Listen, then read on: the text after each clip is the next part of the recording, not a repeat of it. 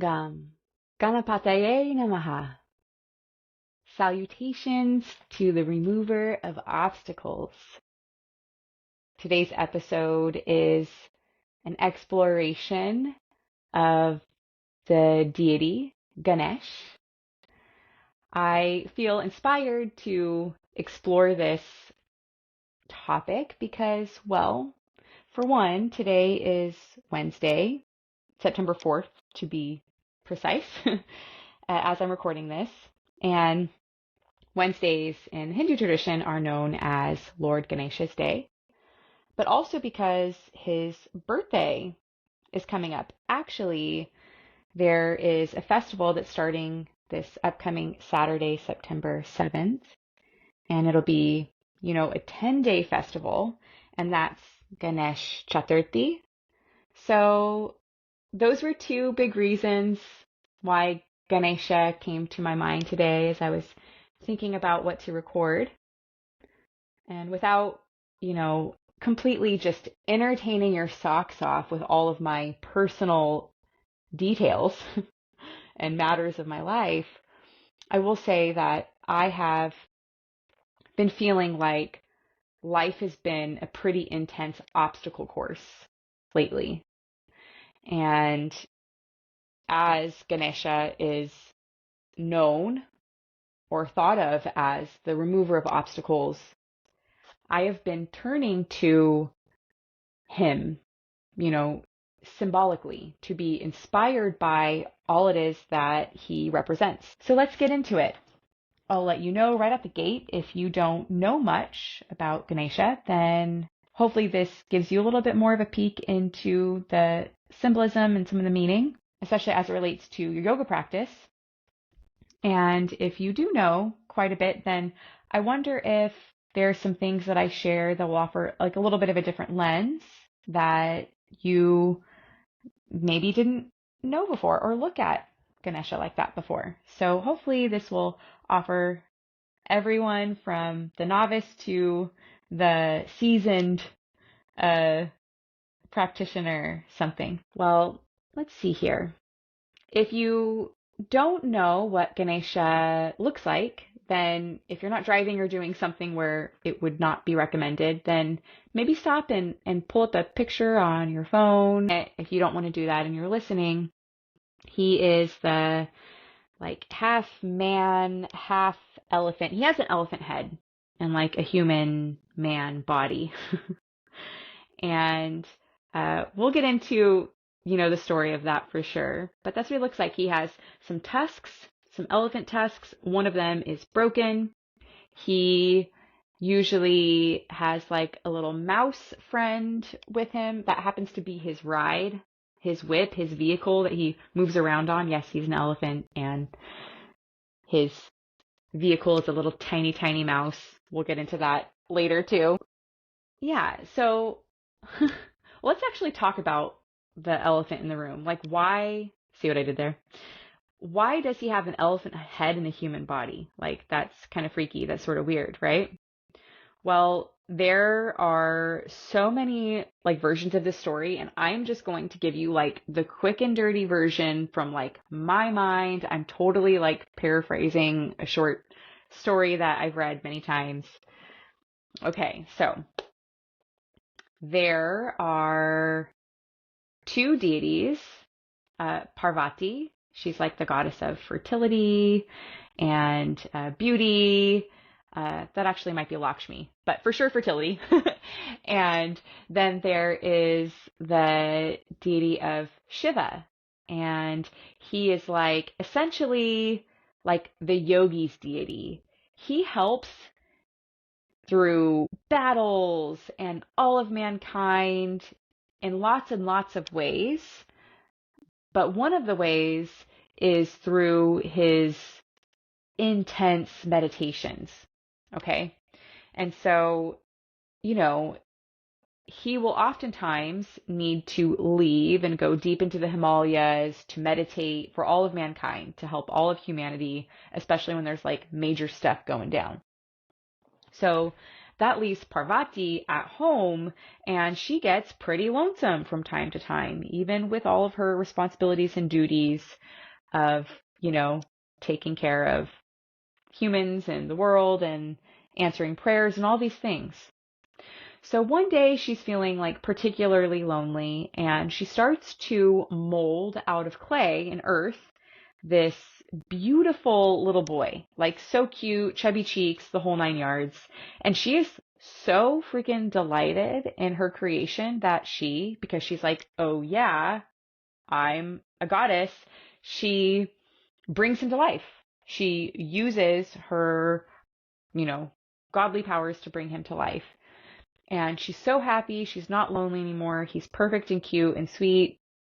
And she's like, okay, well, I actually got really dirty from like creating you. I need to go take a bath. So while I'm go bathing, please guard the front of the house, stay at the threshold, and don't let anyone, come through. Your dad's not home to do it, so I need you to be the little man of the house, and I need you to guard the threshold and protect it while I'm in the back doing my thing. So he's like, absolutely, like, no problem, Mom. I got it. And that's what he does. And he's sitting there. He finds a stick. He's playing with the stick. And it's just a peaceful afternoon when all of a sudden, this huge man, this huge, muscly blue guy walks up, and he's just like, move. And Ganesha's like, absolutely not. My mom told me to guard this threshold, and I'm not going anywhere. He like points his stick at Shiva, and he's like, you will not enter. And Shiva's like, your mom? Like, no, this is my house. My wife lives here. Like, we don't have kids. I don't know what you're talking about. And he gets so mad that he actually just chops Ganesha's head right off. And it's like, dude, like, what about all that meditation? Like, whoa. But that's what he does. And then hearing all the commotion, Parvati gets out of the bath. She rushes out and she sees what happens. She is just like inconsolable. She's so distraught. She can't believe it. Shiva's like, oh no, like, what have I done? I am like so in the doghouse. So he's like, I'm going to make this right. Like, stay here. I'll be right back. And he like goes off into town. Well, it's like the afternoon. Everyone's kind of napping. He doesn't see anyone. He can't find anyone. So he goes off the outskirts of town. He like is in the jungle now, and he can't find anything. The first thing he comes across though is like a herd of elephants, and he just like chops off the first elephant head he sees. He runs back home. He puts it on top of Ganesha's little boy body. And again, because he's a god and he has these powers, he, attaches the head, and Ganesha like comes back to life, and he's like completely, totally healthy and fine and everything, except for now he has like an elephant head instead of a human head. But Shiva has the authority to bring him up to deity status. He says, you're Lord Ganesha, you're the guardian of the threshold. It's your job to like offer protection, but also like prosperity and abundance. It's your job to like help people, because clearly you've displayed that you were so brave, like at all costs, you like guarded this threshold, and you can overcome, obviously, like not even having like a human head anymore. So you're totally up for the job. And so Ganesha's like, okay, great. Like, I just got here anyways. Like, this is fine. Like, now I'm gonna get to be a deity. So they're a happy little family for the time being. And then a bunch of other stuff happens, but they're a happy little family in that moment. And there you go. So that is how that whole thing went down. He represents so many beautiful things. As I just talked about, one of them is that guardian of the threshold. And so thresholds have a lot of different meanings. A threshold is, Well, let's talk about them. So a threshold is a point of transition, right? A threshold can mark a point of departure or transition, such as a graduation or an initiation into the next phase of life, right? Like going into adulthood. A threshold means like it can mean a limit or a boundary. So it can refer to something such as like a pain threshold, like how much you can bear or take in your body sensationally. A threshold can indicate a point at which something begins, a starting point, right? Such as like we are on the threshold of a new era. A threshold can also be a boundary that when reached results in something new, like new conditions. So those are sometimes called tipping points. A threshold can act as a lower stop for a door leaf. A threshold can be like an archway that transitions like one room into another. A threshold can help keep out like unwanted light and noise. A threshold of a temple is where the glory of God or whatever like deity or it is that is worshipped in a place, it's where that glory rests and that wisdom rests. So there's like the outer world, right? And there's a threshold that you walk into when you go into a temple or a place of worship. So there's so many meanings. That's like just to name a few. So he's like the protector and the guardian of the threshold, and you can look at it from like all those different ways of seeing. And so devotees of Ganesha will oftentimes put shrines and statues and things like that at doorways or at those like threshold markers. You might build an altar to Ganesha at the beginning of something, like a new chapter of, perhaps it's a ceremony of marriage or having a baby or anything like ceremonial that's new that marks a transition or a next stage. Those are all areas and ways that you will see those shrines to Ganesha. Let's keep going. So he represents being the remover of obstacles. But it's really interesting because I have also read the translation of that he's not just the remover of obstacles, but that he actually also places obstacles on one's path as well. So if a student or a devotee like needs to be checked in some way for their own personal growth and spiritual work, he will actually place an obstacle on purpose in the way, not remove it. And that is interesting to me. There was a perspective that one of our friends and teachers, have had him on the podcast, Matt Giordano, a friend of the studio, a founder of Chromatic Yoga. He posed this question like, what if it's not that he is a remover of obstacles and just like takes out the obstacle so you don't have to go through it? What if what he does rather is like imbue you with the strength, the wisdom, the abundance, the skill that you need in order to overcome those obstacles? So it's like, what if he just helped resource you in such a way that obstacles are actually non-issues? They're no problem because you have the strength or the wisdom or any of those other things, the resources, the finances, the whatever, to move through them or around them or under them or alongside them. But what if you were just so skilled and resourced that an obstacle doesn't matter? An obstacle is a non-issue. You have what it takes to navigate whatever.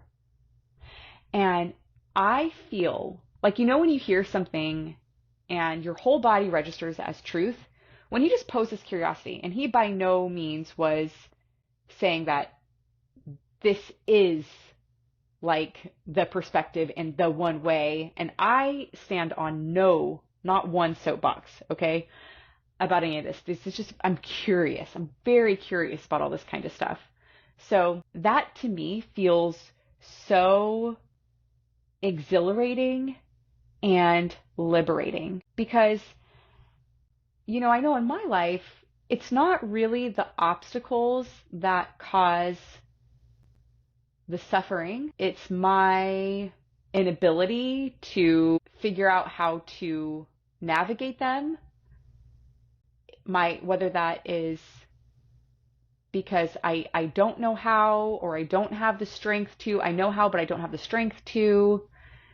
Or honestly, like the most suffering comes to me through the resistance I have in like stepping up to the plate, when I am like halted in fear.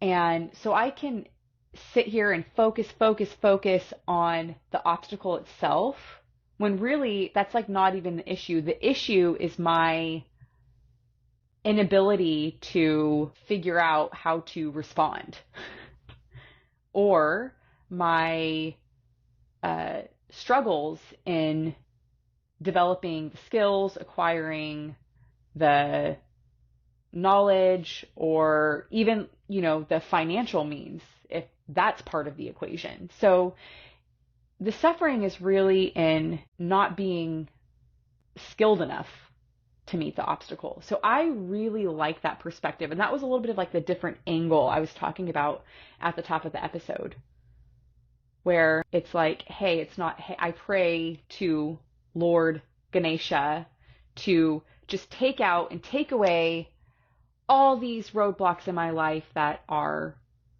a hindrance to my life going swimmingly. It's actually, hey, a prayer, sending it out to you, Lord Ganesha, to help me take the inspired steps that I need to acquire whatever skill it is in order to navigate through this obstacle. It's just an interesting, I think, spin. And I've probably talked about this before, and I don't want to get too tangential, but this is another thing that I think in the yoga practice, it's very beautiful that we do have so much mythology in the postures and in the tradition of yoga. It's beautiful that you don't necessarily have to be Hindu in order to be inspired by some of the mythology from Hinduism. And you don't have to believe in anything in any one specific way in order to practice yoga. I like to remind myself and other students that yoga has been around since before all of the isms. That includes Hinduism, any ism. And so, no, you don't have to sit here and like talk yourself into believing in Lord Ganesha in order to like have a robust and really impactful yoga practice. But whether we're talking about a Hindu deity, or we're talking about the Buddha, or we're talking about Jesus Christ, I think that it's easy to forget that these beings lifted up to a certain status, right, that's higher, or whatever you want to call it, from being human, is not that we get stuck on the worship of the Godhead itself, the deity itself, right?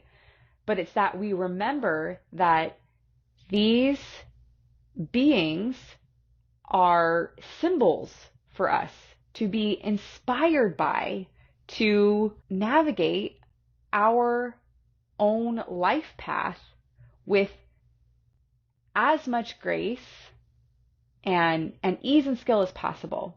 So if you're like hung up with feeling like you might have to believe in something or not before you can continue with me on this road of exploration, I just wanted to give you that reminder that you can let the story be the story, okay? Now we're talking more about the representation of the symbol and how that can inspire us to be brave, to meet our lives and show up for whatever it is that we need to show up for so that we can do whatever has to be done to move forward. That is the game of life. It goes forward. So I digress from that and we'll keep going. The other thing about the obstacle piece is that the obstacles can come in so many forms. The obstacle can come in the form of something physical going on, right, in our bodies. It can come in the form of something mentally going on in our minds. And it can come in the form of like spiritual challenges that we're going through, like existential things of how do I even like confront and come face to face with my own mortality. These kinds of things. Obstacles can come through the form of what seems like other people and their projections and their stuff, right? But again, it's that thing of like, don't fixate on what is outside of you. This is what, is kind of like what the cheerleader of Ganesh would be saying. Stop getting hung up. Don't put yourself in the trap of the obstacle itself, right? It's like, remember where your power lies, and that is refining your focus, acquiring the skill and strength, the knowledge, the insight that you need to make this obstacle a non-issue. And that's hard. That's hard in practice, right? It can actually even be kind of hard to understand in theory. I was like, it's easy in theory and hard in practice. That can be kind of hard actually to understand in theory as well. So this life is, I don't think, meant to be a heavy thing, but can be.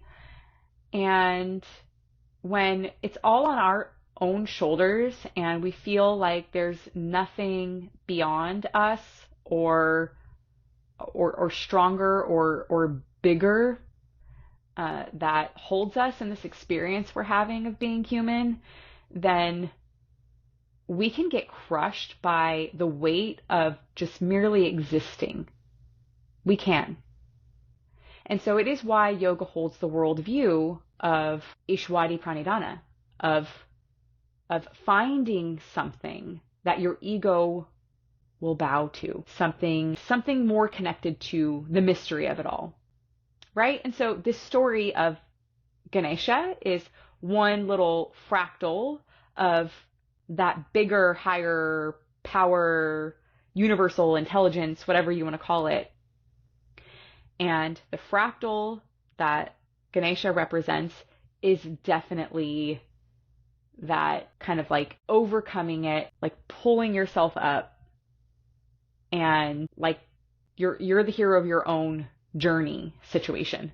That is definitely, I feel like, what he represents. Okay, let's talk about some of the symbolism of Ganesha. So his large ears symbolize the importance of listening, and not just to others, although obviously that's very, very important, but yourself, especially in a world where we are just fed constantly, like all these different narratives and stories.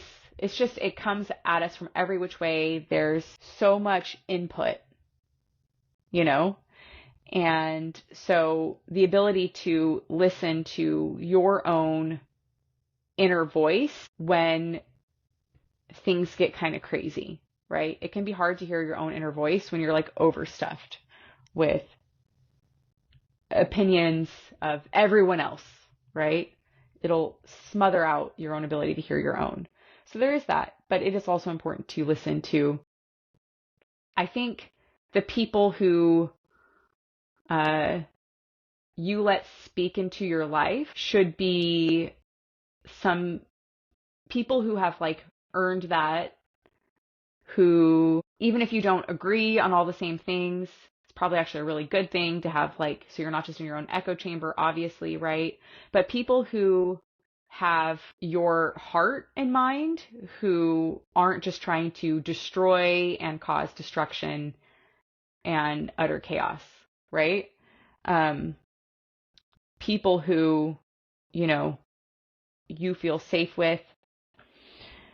So yeah, but Ganesha's ears represent the importance of listening to other people's opinions, your own inner voice, listening to nature, listening to your heart, right?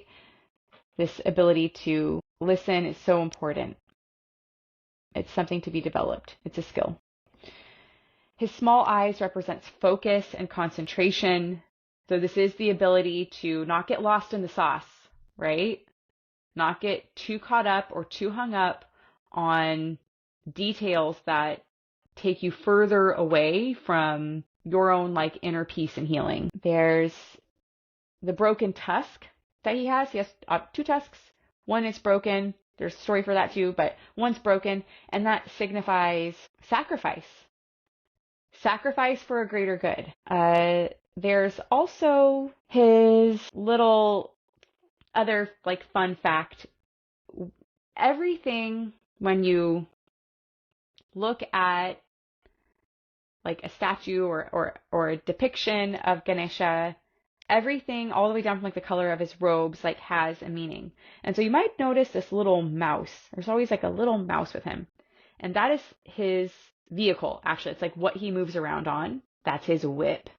That's his ride. And so you may or may not know. I'm like, I feel like it's common knowledge, but I don't know. Maybe this was just from Dumbo, but elephants, I'm saying this like it's like a fact. I actually don't know this, but there's an idea that elephants are super terrified of rodents, of mice, and that, you know, it's funny because they're just like, they could just like crush a little mouse in like one stomp, right? They're these big creatures, but they're terrified of these little mice. And so it's a representation, I think, of how sometimes like what we're scared of, the obstacles that we're facing, we make so much bigger than they actually are. Or there's this like the obstacle is the way idea, more from like Stoicism, but the obstacle is the way. The Joseph Campbell of it all, right? Like the thing you fear the most is like the treasure actually that will set you free. Okay, I paraphrase that. But it's representing that, yeah, we make things bigger, and actually it's not that scary, and actually looking at it or dealing with it is going to be how you move forward. It's going to be how you continue on in your journey. So it's a representation of like him. He rides this little mouse as his vehicle to like get around. He's like overcoming this, what looks like such a small obstacle, but was creating like his inability to like get around, and move through and move forward. So there's that, which I just love so much. That's probably one of like my favorite representations or things on the symbolism of Ganesha. I don't know why, but it like totally just tickles my fancy. Let's get into some nitty-gritty of how Ganesha can show up in our practice, in our physical practice, our asana practice of yoga. So there is 2 things I want to talk about.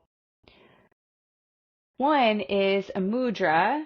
It's a hand position, a hand lock that you make, that is called Ganesha mudra, and it can be done like in meditation. We can even do it together now. It can be done. Oftentimes you'll see this grip in binds, like in a side angle bind or like in a mermaid bind. It's where you interlace the fingers. And so we can do this together. I'll walk you through it. If you take your hands in a prayer position in front of your heart on Jali Mudra, keep the heel of your hands connected, but then swivel right at that point at the heel of your hand so that the top of your left hand goes in facing your heart, and the top of your right hand goes in front on top, and the top of your right hand is facing away from you, away from your body. So if you look at your hands now, your elbows are lifted high from elbow to elbow. Your forearms are making like one forearm across the horizon line. The heel of your hands are connected. The top of your left hand is facing in towards your heart. The top of your right hand is facing away, outward from your body. Now, like you're doing a cool secret handshake with someone, slide your hands until you can interlock your fingers. You can keep your thumbs on the outsides, or you can tuck your thumbs in. This is Ganesha Mudra. It's a finger lock. And as I said, you can lift your heart, pull your fingers in opposite directions, lift your heart. And this alone is a practice. It's a mudra that you can practice.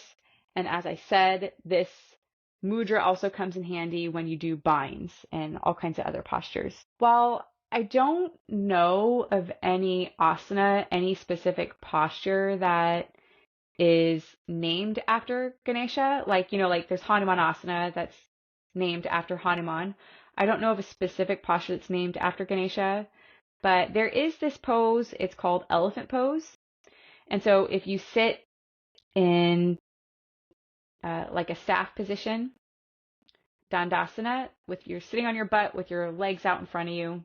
So you're just making an L shape sitting on the floor, on your yoga mat or wherever you are.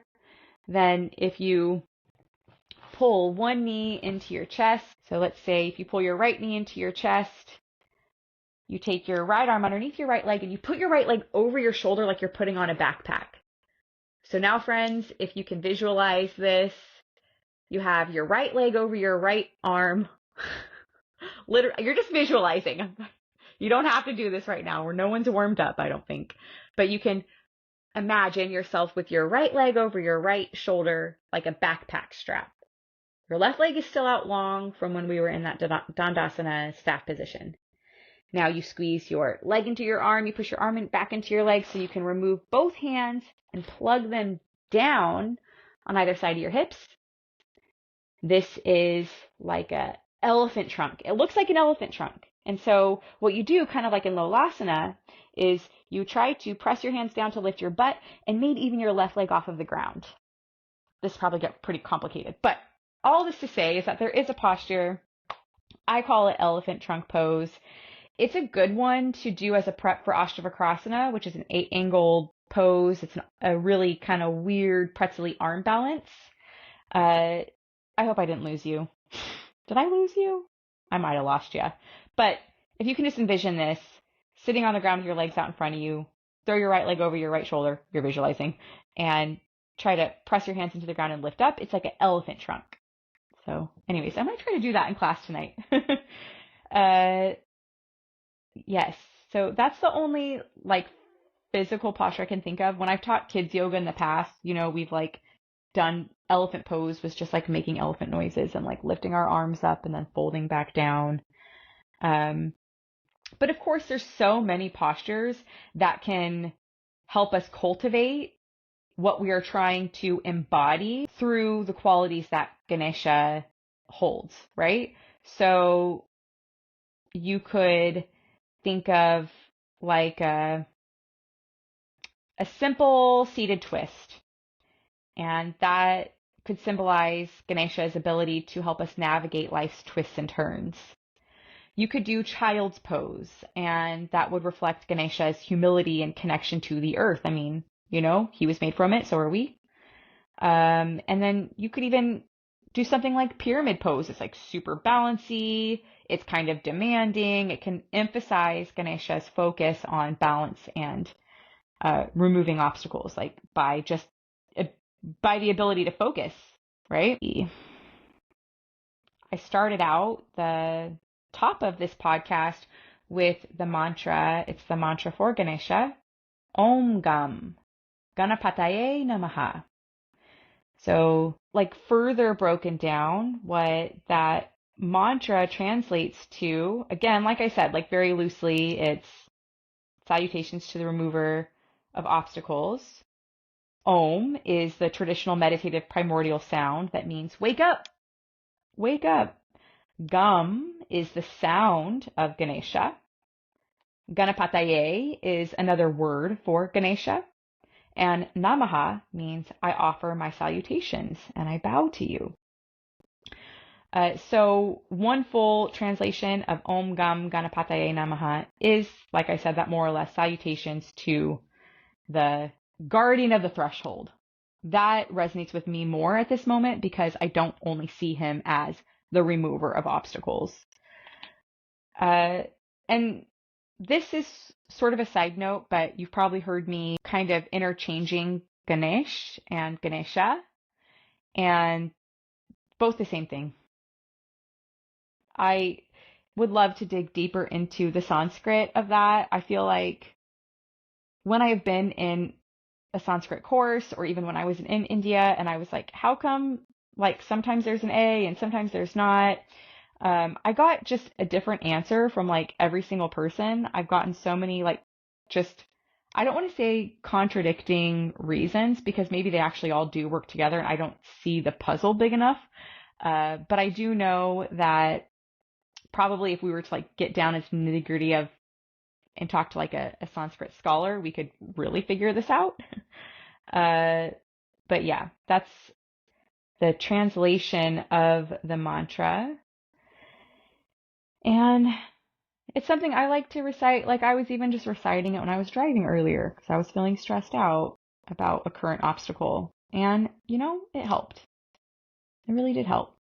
I need a blessing. I would love a blessing. Help me see. Give me the eyes to see, right? Like, help me meet this. Like, give me the strength to stand when I just want to collapse. Like, it's like, I need a blessing, please. So it's nice to chant that when you feel in those moments. Let's see. Another thing. Okay, so if you like see depictions of Ganesha, you'll see that he's like always surrounded by sweets. Laddu. He and his devotees, make offerings of lots of sweets, and it's for a lot of reasons. But you know, one of the reasons is its round shape represents the whole universe.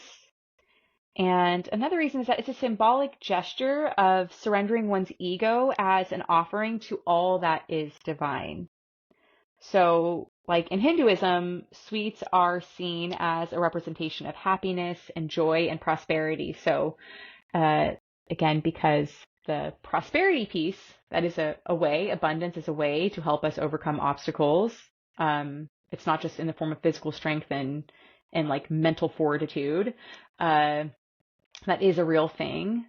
That offering there is like, you know, there's a thing of like, hey, I'm giving an offering not because I have to pay this deity to give me a blessing. It's not transactional like that.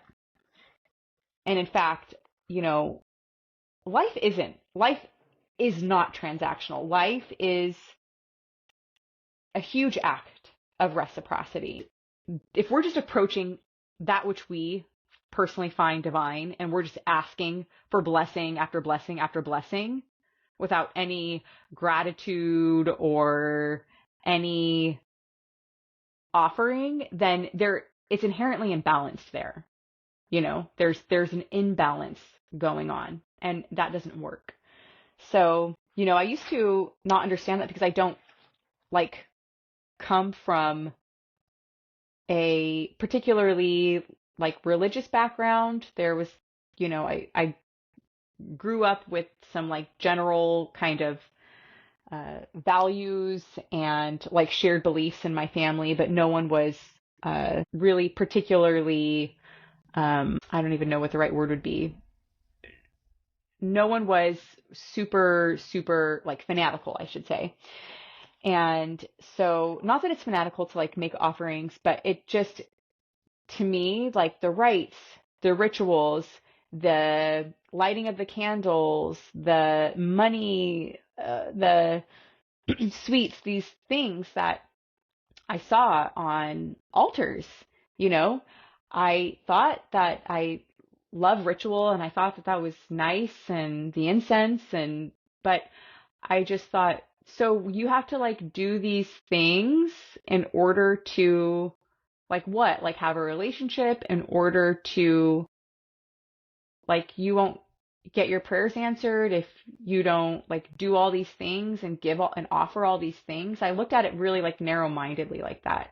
And now I can see that it's just like, no, life is about like equitable exchange, you know, and things are of course not always 50-50 in every situation, in every relationship, but it should feel like there is this like sense of like a give and a take. And so that just made sense. It's like, yeah, like you can't just constantly be asking for things without sharing any gratitude or showing any kind of devotion. Like that just doesn't make sense because it's not balanced. So that is something that you'll see on altars with Ganesh is all those sweets. All right. Well, I guess we'll start to round down this episode. We're getting towards that 50-minute mark. I could just go on and on. I really, really, really love symbolism. I love myth. I love exploring what it's like to embody the qualities that I feel inspired by from these deities and these figures. And I hope that this gave you something to chew on, something to think about. I would love to end in how we started, in the same way we started with Ganesha's mantra. And if you want to, let's do it call and response style. If you want to just kind of take it in, that's totally fine. But what I'll do is I'll break it down. I'll leave a little space so you can respond back with the same thing. And we'll do it maybe like 3 times. So just to kind of prepare us, this is how it's going to go. I'll say Om Gum, and then you'll chant back Om Gum. And then I'll say Ganapataye Namaha, and you'll say Ganapataye Namaha. So we'll do it 3 times, call and response style, or you can just kind of take it in. Let's take one full breath in and out together, and then we'll start. Inhale here. Exhale here.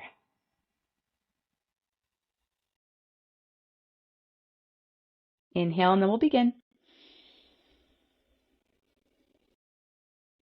Om Gam. Ganapataye Namaha. Om Gam. Ganapataye Namaha. Om Gam. Ganapataye Namaha.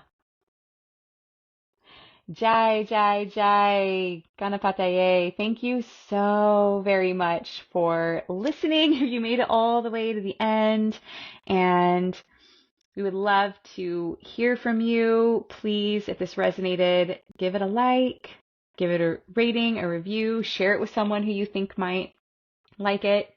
You can always reach out to us at hello@toweryogafresno.com if you have any questions about today's episode, anything like that.